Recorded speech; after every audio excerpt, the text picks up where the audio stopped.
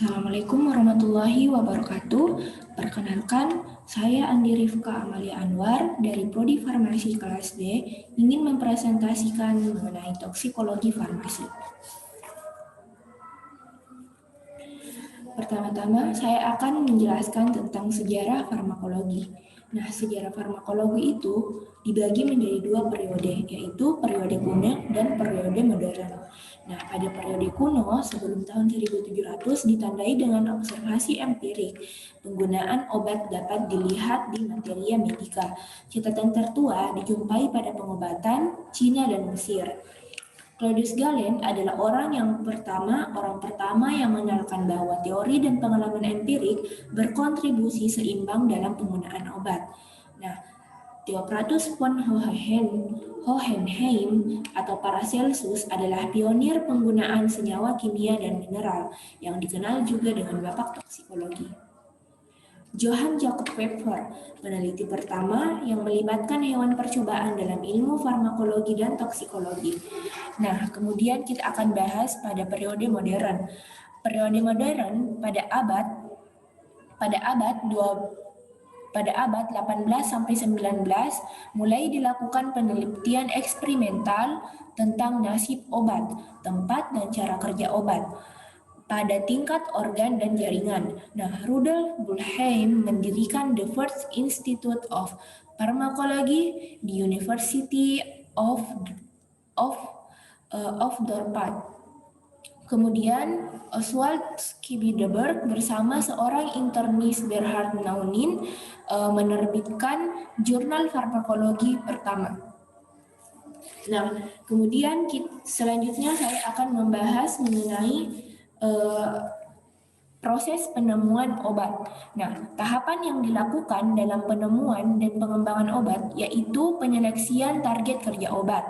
Dilanjutkan dengan penentuan senyawa, kemudian memprediksi kinerja senyawa berdasarkan struktur kimia atau in silico. Lalu dilanjutkan dengan pengujian praklinis atau biasa yang disebut dengan in vitro dan in vivo.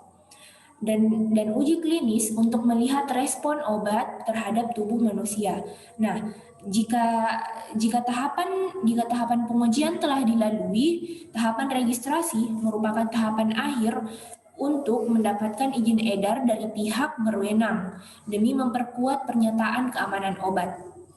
Nah, target obat itu biasanya berupa sel, protein, gen, ataupun biofarmasetik. Suatu target obat yang baik itu adalah target yang dapat menyeleksi beberapa kandidat molekul obat yang secara aktif dapat berinteraksi dengan target sehingga dapat digunakan sebagai obat yang efektif. Nah, target obat untuk sediaan inhalasi umumnya adalah pada sistem pernapasan.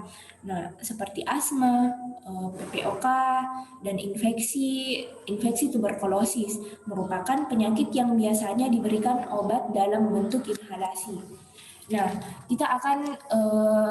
apa itu tuberkulosis? Nah, tuberkulosis itu adalah suatu penyakit infeksi yang disebabkan oleh Mycobacterium tuberculosis systemis di paru-paru, yang biasanya merupakan lokasi infeksi primer.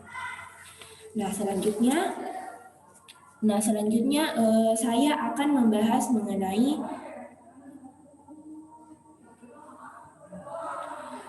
neurotransmitter dan reseptor. Nah, pertama-tama kita harus ketahui dulu apa itu neurotransmitter dan apa itu reseptor. Nah, neurotransmitter itu adalah pembawa sinyal, sedangkan reseptor itu yang menerima sinyal. Nah, neurotransmitter itu terdiri dari dua kata yang berasal dari kata neuro yang berarti sel saraf dan transmitter itu yang berarti pembawa sinyal. Nah, jadi neurotransmitter itu adalah senyawa endogen yang ada dalam tubuh yang bekerja untuk membawa sinyal sel saraf atau neuron. Nah, kita bisa lihat pada bagian berikut ini.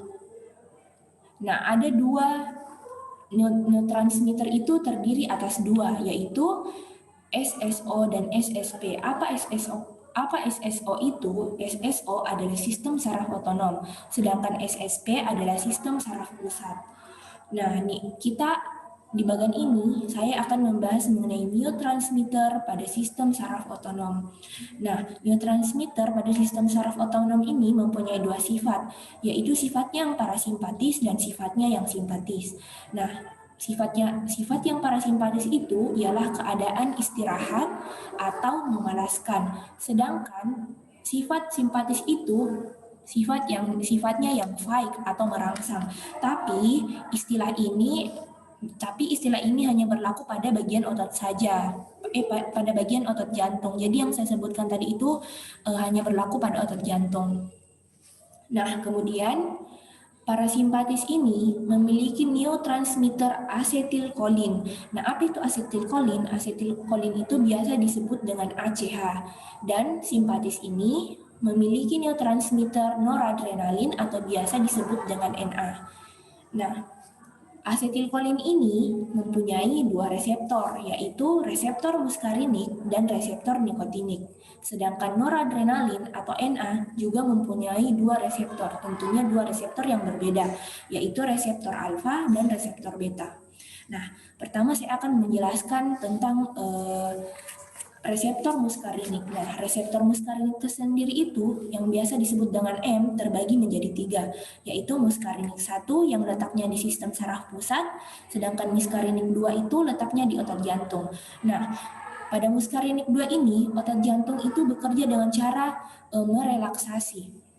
merelaksasikan, sedangkan pada muskarinik 3 ini letaknya di kelenjar eksokrin otot polos. Nah, pada otot polos ini kerjanya itu ia berkontraksi, nah atau membuatnya bekerja. Nah, otot polos ini termasuk darah, organ pencernaan, pupil. Nah, sedangkan reseptor pada nikotinik ini letaknya di otot rangka. Jadi, yang ada di otot rangka itu neurotransmitternya nikotinik. Nah, kemudian kita akan bahas reseptor pada noradrenalin. Nah, kita pertama bahas reseptor alfa. Nah, reseptor alfa sendiri itu terbagi menjadi dua, reseptor alfa 1 dan reseptor alfa 2. Nah, reseptor alfa 1 itu letaknya di otot polos dan ia bekerja dengan cara mengontraksi. Sedangkan di sel beta beda lagi. Nah, sedangkan pada alfa 2 letaknya di presinaps serabut saraf adrenergik atau sifatnya itu inhibisi. Nah, kita lihat di reseptor beta ini, reseptor beta sendiri terbagi menjadi tiga, yaitu beta 1, beta 2, dan beta 3. Nah, beta 1 itu letaknya di otot jantung. Nah, sistem kerjanya itu, otot jantungnya itu mengkontraksi atau merangsang, sedangkan pada beta 2 itu otot polosnya itu merelaksasi. Jadi kita bisa membedakan pada alfa 1 otot polosnya mengontraksi, sedangkan pada beta 2 otot polosnya merelaksasi. Nah, pada beta 3 itu letaknya di liposit dan otot rangka. Sekian dari presentasi saya, kurang lebihnya mohon dimaafkan. Wabillahi taufiq wal hidayah. Wassalamualaikum warahmatullahi wabarakatuh.